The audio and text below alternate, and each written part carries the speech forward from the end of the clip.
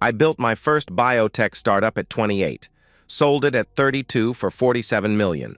The second one went for 86. By 38, I had my third, Blue Signal Therapeutics, and enough money to buy whatever I thought would make me happy. I thought Claire would make me happy. She worked at a gallery in Soho when I met her, tall, angular in that expensive way that comes from good breeding and careful maintenance. Her dark hair always pulled back, revealing a neck that seemed to stretch forever. She had this way of looking at paintings, chin tilted, eyes narrowed, like she was solving equations. I watched her for 20 minutes before I worked up the nerve to approach. "The brushwork is remarkable," I said, nodding toward a canvas that looked like someone had sneezed paint onto it. She turned. Her smile was polite, professional. "Are you familiar with gestural abstraction?" I wasn't. I knew proteins and cellular pathways and FDA approval processes. I knew nothing about art, but I wanted to know everything about her. "Not particularly," I admitted, "but I'd like to learn." That was the truth. I wanted to learn everything she could teach me. How to appreciate beauty for its own sake. How to move through the world with that kind of quiet confidence. How to fill the spaces in my life that money couldn't touch. Our courtship was methodical. Dinner at restaurants she chose. Gallery openings where I stood slightly behind her, listening to conversations about provenance and technique. She never reached for my hand first, but she didn't pull away when I reached for hers. When I proposed, she studied the ring, a 3-carat emerald-cut diamond, with the same careful attention she gave paintings. "It's beautiful," she said finally. "Is that a yes?" Another pause. "Yes, Caleb." It's a yes. I should have noticed the calculation in that pause, the way she examined everything, including me, like she was determining value. But I was 34 and successful and lonely in ways I couldn't articulate. I wanted a wife. I wanted a family. I wanted someone to share the fortune I'd built. Claire gave me what I wanted, in precise measurements. Our wedding was elegant. 200 guests at the plaza. Claire wore her grandmother's pearls and looked stunning in photographs. She danced with me during our first song, her hand light on my shoulder, her smile camera-ready. When people complimented us on how perfect we looked together, she squeezed my arm and thanked them graciously. Perfect. That word followed us everywhere. The first 2 years of marriage felt like an extended audition. I was learning to be a husband, and Claire was learning to be a wife. She redecorated our apartment with pieces from galleries she knew. I bought whatever she suggested. She planned dinner parties with couples from her world, art dealers, collectors, trust fund babies who'd never worked a day but spoke eloquently about creativity and vision. I learned to nod and smile and write checks to the right causes. Claire was good at being married. She remembered important dates, selected thoughtful gifts, maintained our social calendar with military precision. She was an excellent hostess, a knowledgeable dinner companion, a beautiful woman on my arm at charity galas. On paper, we were everything a successful couple should be. In private, we were two people living adjacent lives. She had her studio in the spare bedroom where she painted, abstract pieces that she never showed me until they were finished. I had my office where I worked 16-hour days building Blue Signal. We met for breakfast and dinner, shared a bed, made love on a schedule that felt comfortable rather than passionate. It wasn't unhappy. It was organized. Then Lena arrived. Claire was 36 when she got pregnant. We'd been trying for 8 months, and I'd started to worry. Not about fertility, the doctors said we were both fine, but about whether Claire truly wanted children. She approached pregnancy the way she approached everything else, with careful research and meticulous planning. She read books about fetal development, hired a nutritionist, practiced prenatal yoga. She documented everything in a leather journal, tracking weight gain and doctor's appointments with the same precision she used for gallery inventory. But when they placed Lena in my arms for the first time, something shifted. Not in Claire. She smiled and said all the right things and looked radiant in the photos. In me. This tiny person with her mother's dark hair and what I swore were my eyes, and suddenly I understood what love actually meant. I'd thought I loved Claire. I'd confused admiration with love, desire with devotion. What I felt for this baby was something else entirely. Something that made my chest tight and my hands shake. Something that made me want to be better than I'd ever been. Lena was perfect. She slept through the night by 3 months. She smiled early, laughed easily, reached her milestones ahead of schedule. Claire was an excellent mother, organized, attentive, protective. She kept detailed records of feeding schedules and developmental markers. She read parenting books and implemented strategies with scientific precision. But there were moments when I caught her studying Lena the way she studied paintings. Analytical, evaluating, like she was determining authenticity. I told myself I was imagining things. New fathers are paranoid, I read. We see threats everywhere. We overanalyze every interaction. Claire loved Lena. I could see it in the way she held her, the way she sang to her during bath time, the way she decorated the nursery with hand-painted murals of woodland creatures. Still, something nagged at me. Nothing I could name, nothing I could point to. Just a feeling that grew stronger as Lena grew older. Claire traveled more after Lena turned 2. Gallery business, she said. Research trips to museums in Paris and London, art fairs in Miami and Basel. She was establishing herself as a serious curator, building a reputation that would open doors for the gallery. It was important work. I understood that. I stayed home with Lena and the nanny. We had elaborate tea parties with her stuffed animals. I taught her to identify different types of clouds from her bedroom window. She called me Daddy in a voice that made everything else in my life seem secondary. When Claire was gone, Lena seemed more relaxed, more herself. She laughed louder, asked more questions, wanted to help with everything I was doing. When Claire returned, something in Lena would quiet. Not sadness exactly, more like caution. Maybe she's just adjusting to having mommy back, the pediatrician suggested when I mentioned it. Some children need time to transition between caregivers. I wanted to believe that. I wanted to believe a lot of things. By the time Lena turned 5, Claire's trips were lasting longer. 10 days in Europe became 2 weeks. 2 weeks became 3. She always had reasons. Gallery acquisitions required extensive vetting. International collectors needed face-to-face meetings. Art fair negotiations couldn't be rushed. Her explanations were detailed and convincing. Lena started asking when Mommy was coming home. Not sadly, just matter-of-factly, the way she asked when dinner would be ready or whether it was going to rain.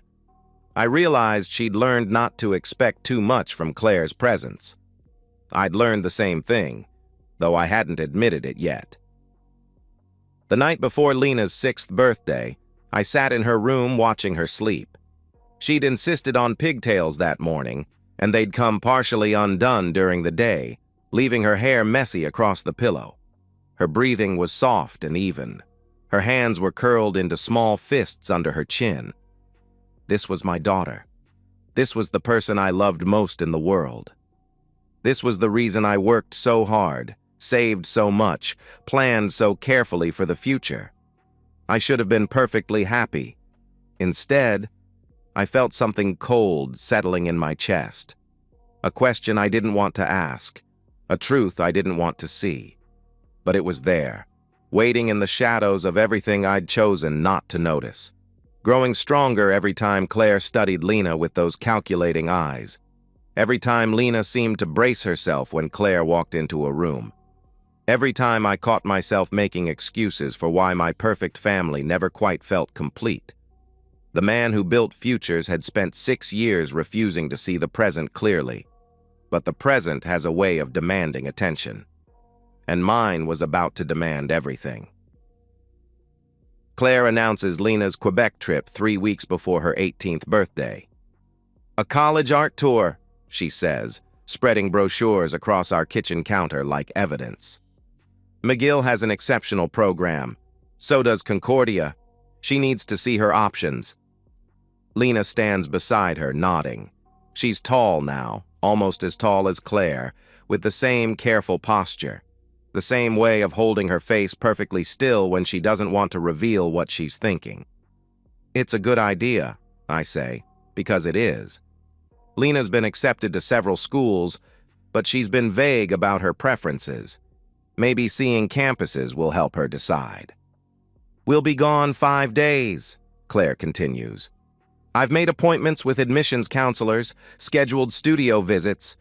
She needs to understand what serious art education looks like. I nod. Write the check she'll need for expenses. Kiss them both goodbye at the airport. 4 days later, I'm in my office when my assistant brings me the mail. Mixed in with the usual correspondence is an envelope from Montreal General Hospital, my name on the address label, not Claire's, mine. I stare at it for 30 seconds before opening it. Emergency room charges. Lena Hartwell, treated for dehydration and exhaustion, discharged the same day. Bill total, $847 Canadian dollars. The address listed isn't McGill University or Concordia. It's the Fairmont Queen Elizabeth Hotel. I read the bill 3 times. Then I call Claire. How was the campus tour yesterday? I ask when she answers. A pause. Brief, but I catch it. Very informative. Lena was impressed with McGill's facilities. That's good to hear. Everything okay? You both sound tired when we talked last night. Long days, lots of walking. You know how these tours are. I do know. I went on plenty with Lena when she was looking at East Coast schools.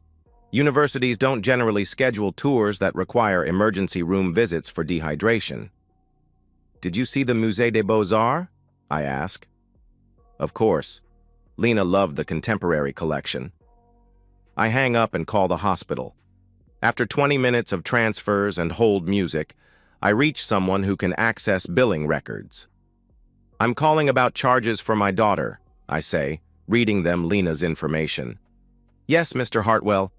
She was brought in yesterday evening by hotel staff. Dehydration, as I mentioned. But she recovered quickly. Was discharged around midnight. Hotel staff? Yes, from the Fairmont. Room service found her collapsed in the bathroom. But like I said, she's fine. Just needed fluids. I thank them and hang up. Sit in my office chair, staring at the bill. Room service found her collapsed in the bathroom. At a luxury hotel, not a university dormitory. I open my laptop and navigate to the Fairmont Queen Elizabeth's website. Their cheapest room is $400 a night, not where you'd stay for a college tour, not unless money wasn't a concern, or unless someone else was paying. I call Claire again. This time she doesn't answer. When they return 2 days later, Lena hugs me at the airport. She feels thinner than when she left. There are shadows under her eyes that makeup can't quite hide. How are you feeling, sweetheart? I ask. Better, she says quickly. Just tired from traveling. Claire appears beside us, pulling a small rolling suitcase. She's wearing a coat I don't recognize. Expensive looking. Camel-colored wool with horn buttons. New coat? I ask. She glances down at it like she'd forgotten she was wearing it. Oh, yes.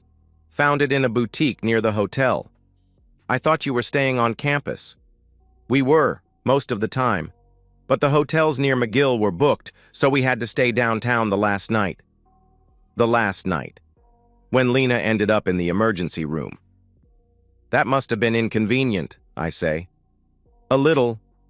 But the room was lovely. Great view of the mountain. In the Uber home, I watch them in the rearview mirror. Lena stares out the window, silent. Claire checks her phone constantly, her fingers moving quickly across the screen.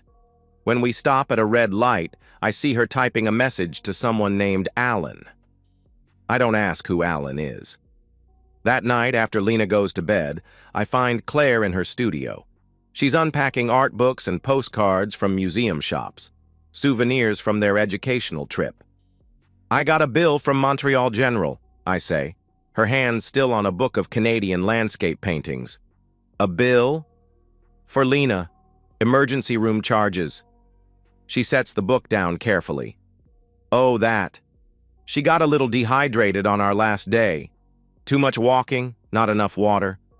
I should have mentioned it. The bill was sent to a hotel address. Like I said, we had to stay downtown the last night. The campus accommodations fell through. Her voice is calm, reasonable. The same tone she uses when explaining gallery acquisitions to potential investors. But she won't look at me directly. "Who's Alan?" I ask. Now she looks at me. "Alan? You were texting someone named Alan in the car." A long pause. Too long. "Alan Rowe. He's a dealer I know from Montreal. He showed us some pieces while we were there, for the gallery." "Is he the one who recommended the hotel?" "Among other things." She turns back to her books. "Caleb, I don't understand why you're interrogating me. We took a trip to help our daughter make an important decision about her future. If you're concerned about the cost..." "I'm not concerned about the cost." "Then what?" I watch her organize postcards into neat piles. Her movements are precise, controlled. She's been controlling information the same way for 18 years, I realize, organizing truth into manageable portions, revealing only what she thinks I need to know. "Nothing," I say finally. "I'm glad Lena got to see the schools." 3 weeks later, I hire a private investigator. I don't do this in anger. I don't throw accusations or demand confessions. I approach it the way I approach everything else, methodically, analytically, like a scientist examining a hypothesis that needs testing. The investigator's name is Rachel Santos. She used to work for the FBI. Her office is small and impersonal, furnished with gray metal desks and filing cabinets. She listens to my concerns without judgment, takes notes in a leather portfolio. "I need to know if my wife is having an affair," I tell her. "What makes you think she is?" I explain about the trips, the hotel bills, the phone calls, the way Claire looks at me now, like she's calculating something, the way Lena seems to be carrying a secret that's too heavy for her.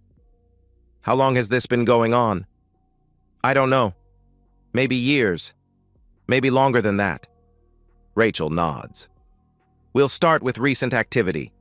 Financial records, travel documents, communication patterns. If there's something to find, we'll find it." She calls me 6 weeks later. "We need to meet," she says. Her office feels smaller this time. Or maybe I feel larger, taking up more space now that I know what I know. Rachel has 3 manila folders arranged on her desk. She opens the first one without preamble. "Your wife has been having an affair with Alan Rowe for approximately 4 years, she says. "He's married, lives in Montreal, owns 2 art galleries. They meet during her business trips, but also at hotels in New York when he's here on business." She slides photographs across the desk. Claire and a man I don't recognize entering the Plaza Hotel. Claire and the same man at a restaurant I've never been to. Claire kissing him goodbye outside what looks like an apartment building. Rachel continues. "The Quebec trip wasn't about colleges. Your daughter was there, but she spent most of the time alone while your wife was with Mr. Rowe. Based on credit card records, they had dinner together every night. Your daughter ate room service in a separate room." I study the photographs. Claire looks happy in them, relaxed in a way I haven't seen in years. Rachel opens the second folder. "There's more," she says. "Financial irregularities. Your wife has been transferring money to an account in her name only. Small amounts over several years, but it adds up to about $180,000. "For what?" "We're not sure. The account is used for art purchases, but the pieces aren't listed in your home insurance policy. They may be gifts for Mr. Rowe, or she may be planning to leave and wants liquid assets." I nod. None of this surprises me. It should, but it doesn't. It feels like confirmation of something I've known without knowing for a very long time. Rachel hesitates before opening the third folder. "There's something else," she says. "About your daughter." She slides a single document across the desk. DNA test results. Lena's genetic profile compared to mine. Probability of paternity, 0%. I read the numbers 3 times. They don't change. We used samples from hairbrushes, Rachel explains quietly. Court-ordered tests would require more formal procedures, but these results are definitive. Lena is not your biological daughter. I set the document down carefully. My hands are steady, which surprises me. My voice is steady too when I speak. How long have you known? We got the results yesterday. I wanted to verify them before. No. How long have you suspected? Rachel studies my face. From the beginning. Your wife's behavior patterns suggested long-term deception, not just a recent affair. When someone lies about one fundamental thing, they usually lie about others. I gather the photographs and documents into a neat stack. What do I owe you? Mr. Hartwell, I know this is... What do I owe you? She tells me. I write the check. Thank her for her thoroughness. In the elevator down to the parking garage, I feel something I haven't felt in 18 years. Clarity. The kind of cold, clean understanding that comes when you finally stop pretending not to see what's directly in front of you. I drive home through afternoon traffic, the manila folders on the passenger seat beside me. When I stop at red lights, I don't think about Claire or Alan Rowe or how long this has been going on. I think about Lena, the daughter who isn't my daughter, the child I raised and loved and would have done anything to protect. The child who's been carrying this secret her entire life. By the time I reach our driveway, I know exactly what I'm going to do. I don't confront Claire. I don't rage or demand explanations or throw the photographs at her feet. Instead, I go to my office and retrieve a document I haven't looked at in 7 years. The post-nuptial agreement. Claire signed it during my lymphoma treatment when I was 39 and scared I might die. My lawyers had insisted on updating our estate planning, and Claire had agreed to the post-nup without argument. She was caring for me then, driving me to chemotherapy, sleeping in hospital chairs, holding my hand while I vomited into plastic basins. I thought she signed it out of love. Now I realize she signed it because she thought I was dying and didn't want to complicate her inheritance. I spread the document across my desk and read every clause. Most of it is standard. Asset division, spousal support, custody arrangements. But there's one section that makes my chest tight with something that isn't quite relief. In the event of fraud, misrepresentation, or material deception by either party regarding the fundamental nature of the marriage or family unit, all joint marital claims shall be null and void, and the deceived party shall retain full control of all assets acquired before, during, or through the marriage. My lawyer had called it a nuclear option, a way to protect assets if either of us committed fraud that threatened the foundation of our marriage. I'd agreed to it because I never imagined I'd need it. The fundamental nature of the family unit. Like paternity. I call Thomas Brennan at 6 a.m. the next morning. He's been my attorney for 15 years, handled the sale of my first 2 companies, drafted my will and trust documents. He's also one of the few people who knew about my cancer before I told Claire. I need to see you today, I tell him. What's the urgency? I need to invoke the fraud clause in my post-nuptial agreement. A long pause. Jesus, Caleb. What happened? I'd rather discuss it in person. His office overlooks Central Park, floor-to-ceiling windows, leather furniture that smells like money and discretion. Thomas reads through Rachel's report without comment, studies the DNA results with the same careful attention he gives SEC filings. This is airtight, he says finally. 18 years of fraud regarding paternity definitely qualifies as material deception about the fundamental nature of the family unit. What does that mean practically? It means you can invoke the nuclear option. Claire loses all claims to joint assets, including the apartment, the house in the Hamptons, your stock portfolio, retirement accounts. Everything reverts to you. I nod. What about Lena? That's more complicated. You've supported her for 18 years, which creates legal obligations regardless of biology. But the trust fund you established for her college expenses, That can be revoked since it was set up as a gift contingent on your paternal relationship. I think about this. Lena is starting at Columbia in the fall, art history major. I've already paid her first semester tuition. I want to revoke the trust, I say, but I'll send her a check for 1 semester. After that, she's on her own. Thomas makes notes. What about spousal support for Claire? What does the agreement say? In cases of fraud, no spousal support is required. Then no spousal support. Caleb, are you sure about this? Once we start the process, there's no going back. Claire is going to lose everything: the apartment, her gallery connections, her social status. This will destroy her life. I stand up and walk to the window. Central Park stretches out below, green and orderly. People walking dogs, pushing strollers, living their normal Tuesday afternoon lives. She destroyed my life 18 years ago, I say without turning around. She just did it slowly so I wouldn't notice. The legal process takes 3 weeks. Thomas's firm handles everything with surgical precision: account freezes, asset transfers, title changes, trust revocations. It's all done quietly through law offices and bank statements and official notifications. I don't tell Claire what's happening. I go to work, eat dinner with my family, sleep in the same bed I've shared with her for 18 years. The only difference is that I watch her differently now. Not with suspicion or anger, but with the clinical detachment of a scientist observing a specimen. She doesn't know her world is ending. She checks her phone at dinner, probably texting Alan Rowe. She discusses Lena's college plans with the same careful enthusiasm she's always shown. She kisses me goodnight and curls up on her side of the bed like nothing has changed. Everything has changed. On a Thursday morning in June, 3 days after Lena's graduation party, Claire tries to use her credit card at Bergdorf Goodman, and it's declined.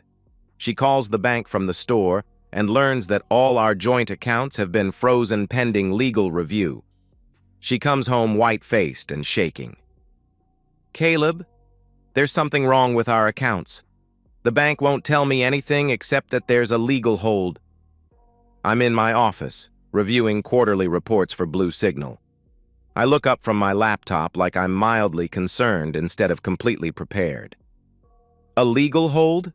That's strange. Did you call Thomas? I tried. His secretary said he'd get back to me. I'm sure it's just a paperwork issue. These things happen with high net worth accounts. She nods, but I can see doubt creeping into her eyes. For the first time in our marriage, Claire is starting to understand that she doesn't control the narrative. Thomas calls her the next day. He explains the situation with professional courtesy and legal precision. The evidence of fraud, the invocation of the post-nuptial agreement, the asset transfers that have already been completed. Claire hangs up and sits in our living room for 2 hours without moving. When I come home from work, she's waiting for me. We need to talk, she says. I sit across from her in the leather chair I bought when we were first married. She's on the couch, her hands folded in her lap like a child called to account for breaking something valuable. I know you know, she says. Know what? About Alan, about Lena, about all of it. I don't respond. Let her fill the silence. I never meant for this to happen. When I got pregnant, I hoped. You hoped I was the father? She nods. Alan was married, is married. It was complicated. When Lena was born, she looked enough like you that I convinced myself. For 18 years? I know how it sounds, but you loved her so much. You were such a good father, better than her biological father ever could have been. I thought maybe it was better this way. I study her face. She's crying now, which is something I've seen maybe a dozen times in our entire marriage. Her tears look genuine, but I find I don't care whether they are or not.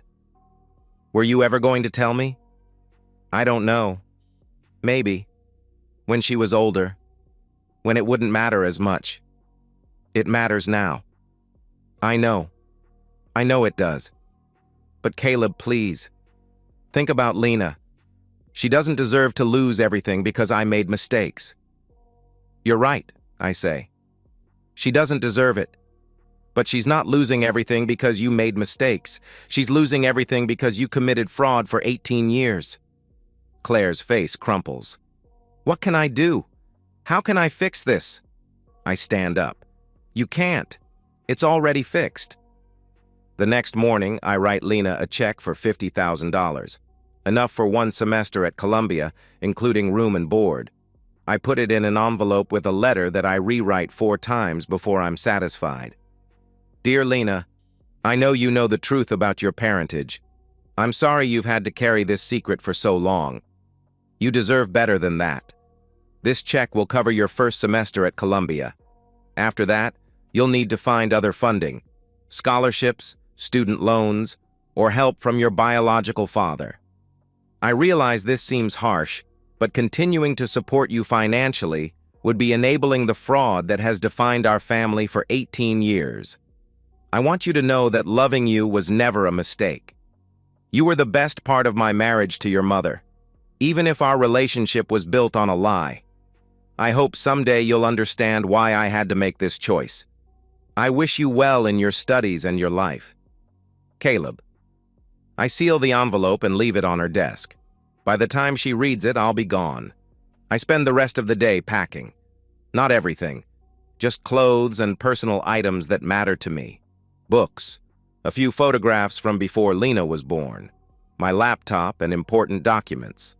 Claire is at the gallery, probably trying to explain to her colleagues why her husband has frozen their joint accounts and why she might not be able to afford the lease renewal. Lena is at her friend's house, celebrating the end of high school with people who still believe in simple truths like family and love and trust. I leave my wedding ring on the kitchen counter next to a copy of the DNA test results. The doorman helps me load my suitcases into a taxi. He doesn't ask questions, but I can see the curiosity in his eyes.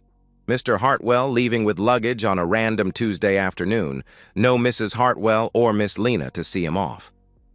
Where to? The driver asks. I give him the address of a hotel in Midtown. Tomorrow I'll start looking for a new apartment, something smaller, something that doesn't echo with 18 years of careful lies. As we pull away from the building, I don't look back. I don't think about Claire discovering the frozen accounts, or Lena reading my letter or the phone calls that will inevitably come. I think about the man I was 3 months ago, the man who built biotech companies and believed in the power of precision and proof. The man who thought he had a wife who loved him and a daughter who shared his DNA and a life worth the compromises he'd made to maintain it. That man is gone. What's left is someone harder, cleaner. Someone who understands that the truth isn't always kind, but it's always more reliable than the lies we tell ourselves to avoid pain. The taxi merges into traffic, carrying me toward whatever comes next. I don't regret anything I've done.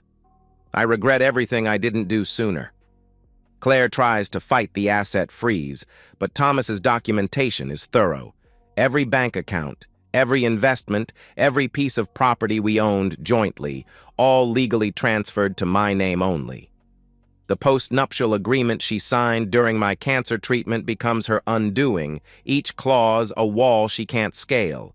She hires a lawyer, then fires him when he explains that fraud voids prenuptial and post-nuptial agreements in New York.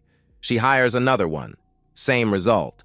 I watch her unraveling from my new apartment on the Upper West Side, not through surveillance or private investigators, but through the careful network of professional relationships that connect our worlds. Gallery owners, art dealers, collectors, they all talk. And what they're talking about is Claire Hartwell's sudden fall from grace. The first domino falls at the Whitney benefit in July. Claire has been co-chairing their Contemporary Acquisitions Committee for 5 years, a prestigious position that came with social cachet and professional connections.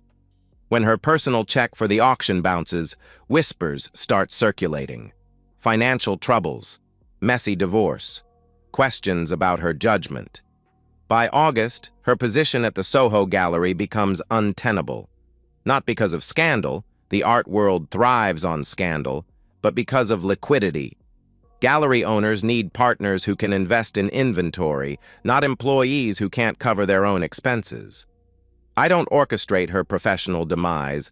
I don't need to. I simply stop protecting her. For 18 years, I've been her safety net in ways she never acknowledged. Letters of credit for gallery purchases, co-signatures on exhibition insurance, personal guarantees for art loans. When those disappear, her professional reputation crumbles under scrutiny it's never had to withstand. Thomas handles the legal details with surgical precision. Asset investigations reveal the $180,000 Claire transferred to her private account, money she spent on gifts for Alan Rowe, hotel rooms, expensive dinners she claimed were business expenses. All of it documented, all of it proving the depth of her deception.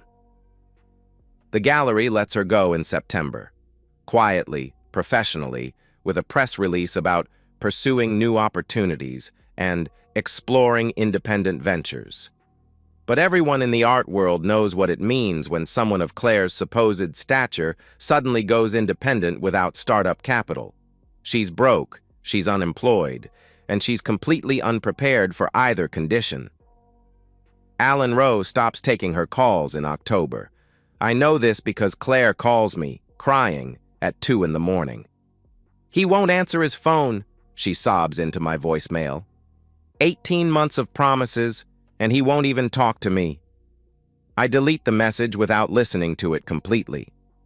By November, Claire has moved into a studio apartment in Queens.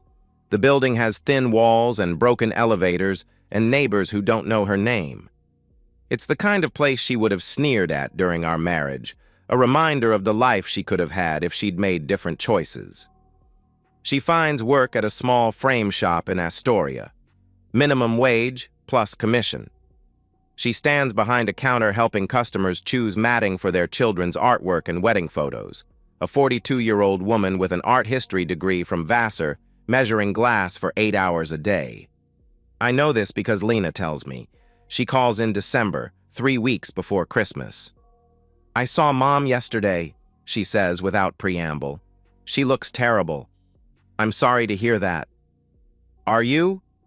I consider the question seriously. Am I sorry that Claire looks terrible? Sorry that her choices have consequences? Sorry that the woman who lied to me for 18 years is finally experiencing the kind of powerlessness I felt every time she traveled to Montreal?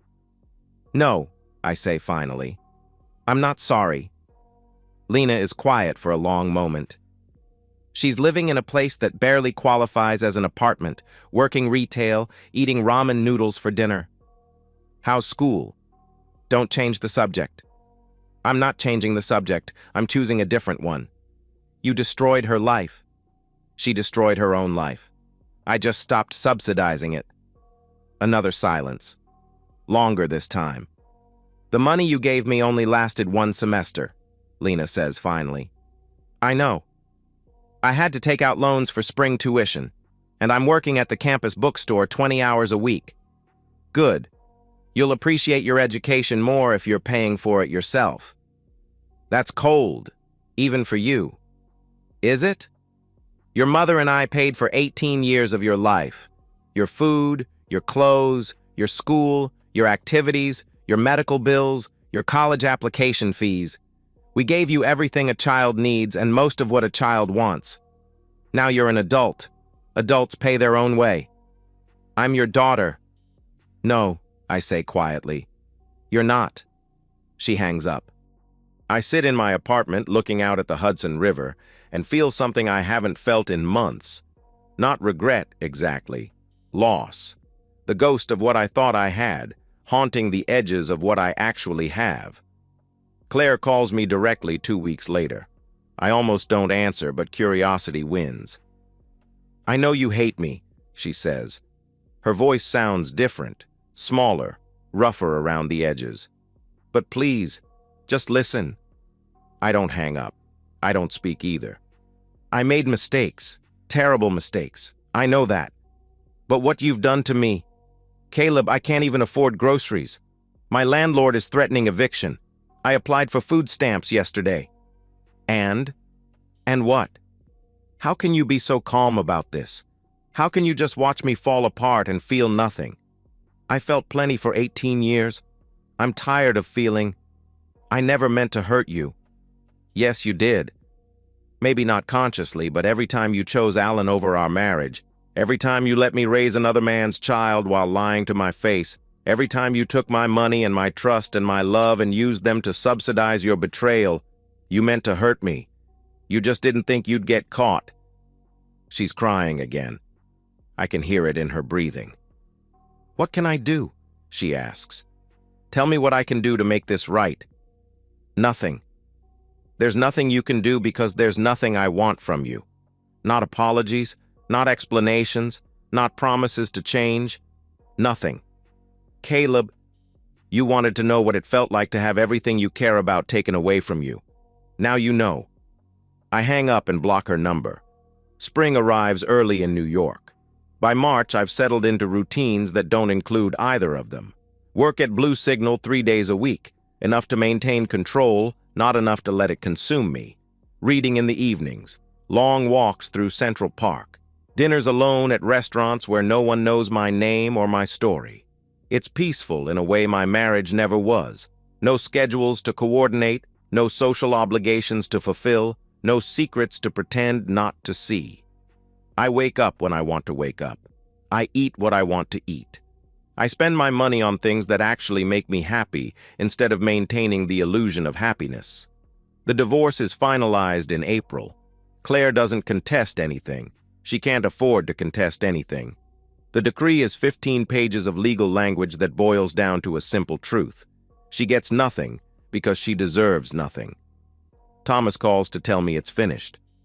How do you feel? He asks. Free, I say, and realize I mean it. 2 weeks later, I get a call from Lena's dean of students at Columbia. She's failing 3 classes, missed too many shifts at her campus job, and owes $3,000 in unpaid tuition fees. She's listed you as her emergency contact, the dean explains. We wanted to reach out before we have to dismiss her from the program. Have you spoken to her mother? We tried. The number we have is disconnected. I think about this.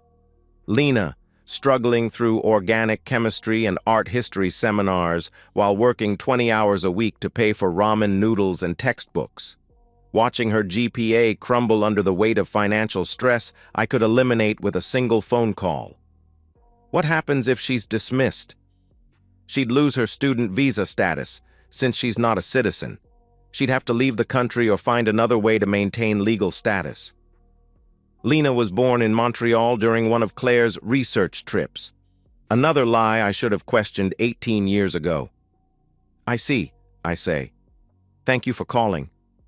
I don't write the check. By May, both Claire and Lena have disappeared from my immediate orbit.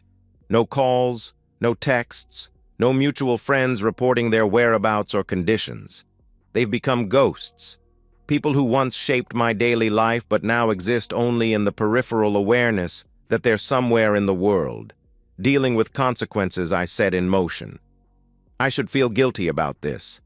A year ago, I would have felt guilty. The man who raised Lena from birth, who taught her to read and drive and think critically about the world, would have been horrified by his willingness to let her fail. But that man was living a lie. This man, the one who knows exactly where he stands and why, feels something closer to relief. Justice isn't always kind, but it's always honest. And after 18 years of lies, honesty feels like the only luxury worth having. I buy a house in Amagansett 6 months after the divorce is finalized. Nothing pretentious, just a weathered cedar cottage 2 blocks from the beach, with large windows and a small garden that needs work. The kind of place where you can hear the ocean at night and watch storms roll in from the Atlantic. I'm 54 years old and starting over. Most men my age are worried about college tuition and retirement planning and keeping marriages intact. I'm learning to live with silence. The house came furnished with pieces the previous owner couldn't take. A kitchen table scarred by decades of family dinners, bookshelves lined with paperbacks, a porch swing that creaks in the salt wind. I keep most of it. There's something honest about furniture that shows its use, chairs that sag in the right places, rugs worn soft by other people's lives. I work from home now, consulting for biotech companies that need expertise in FDA approvals and clinical trial design. It's engaging enough to pay the bills and simple enough to leave time for other things. Reading, walking, learning to cook for one person instead of three. The loneliness hits in waves, usually in the evenings when the house grows quiet and the ocean sounds like white noise. I miss having people to talk to about small things, whether it's going to rain tomorrow, what to watch on television, whether the basil in the garden is ready to harvest. I don't miss Claire exactly, but I miss the idea of companionship that she represented before I knew better. I miss Lena more, but not the Lena who exists in the world now. I miss the 6-year-old who built blanket forts in the living room and asked me to read the same story 3 times in a row.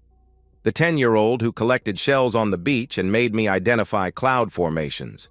The 14-year-old who still hugged me goodnight even when she was too cool for most parental affection. Those memories feel like artifacts from someone else's life now.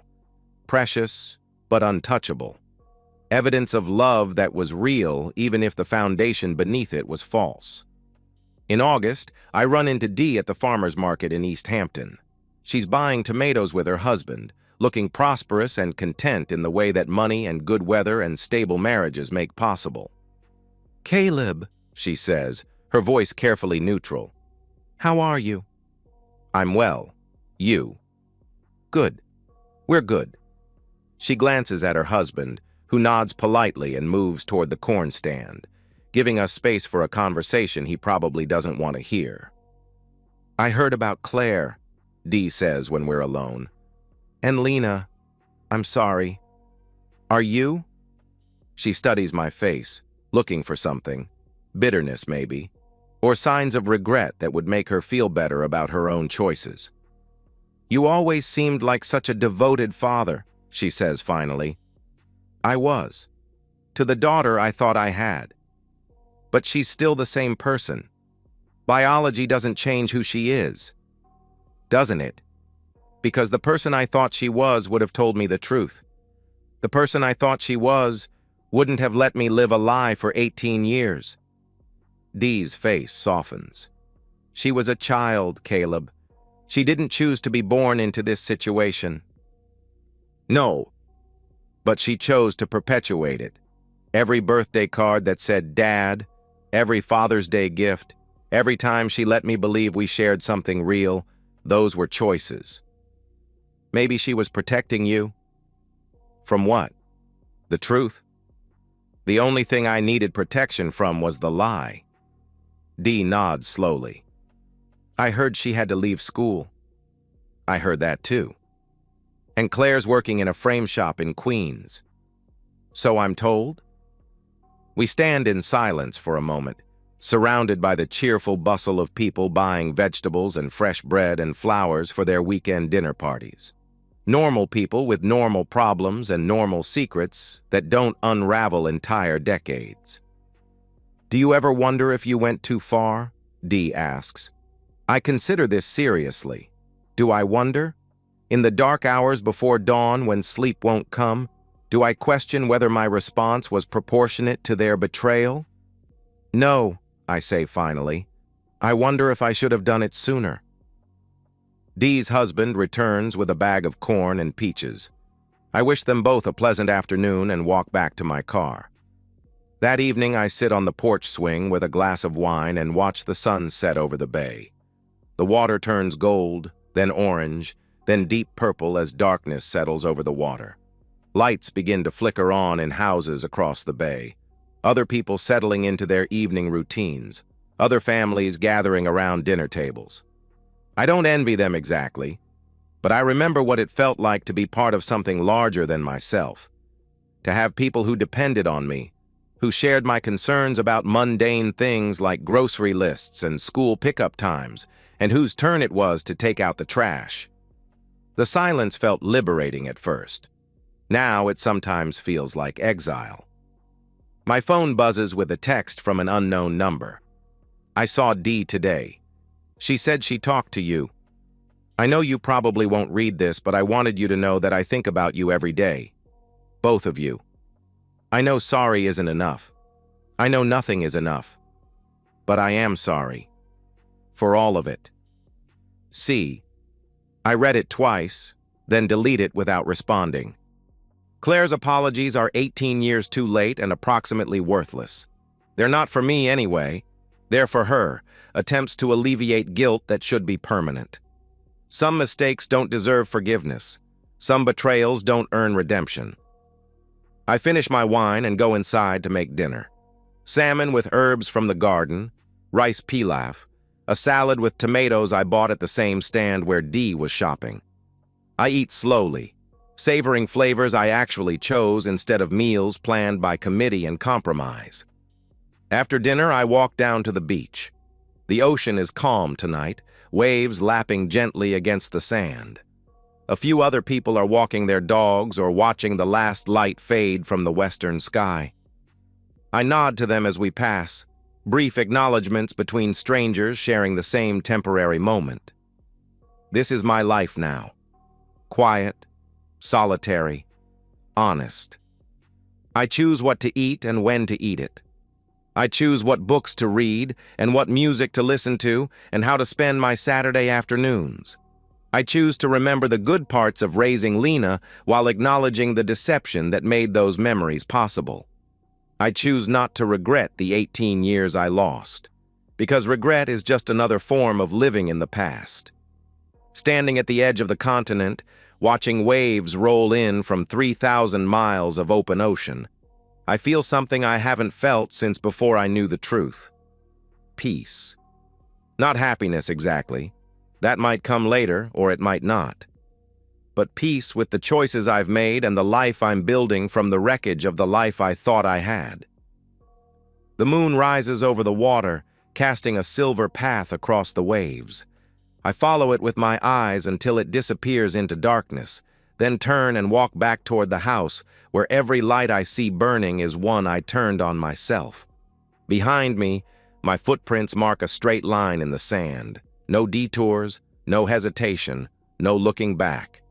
The tide will erase them by morning, but new ones will take their place, and the next day, and the day after that.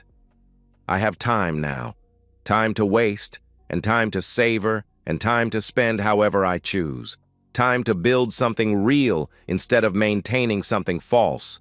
It's the only thing I couldn't get back, and now it's the only thing I have. But it's enough. And that's the end of today's story. If you enjoyed it, please give this video a thumbs up and drop a comment below. Your support helps the algorithm push my content further. If you're new to the channel, don't forget to hit that subscribe button. It really helps me keep creating more stories for you. Thanks for watching, and I'll see you in the next one.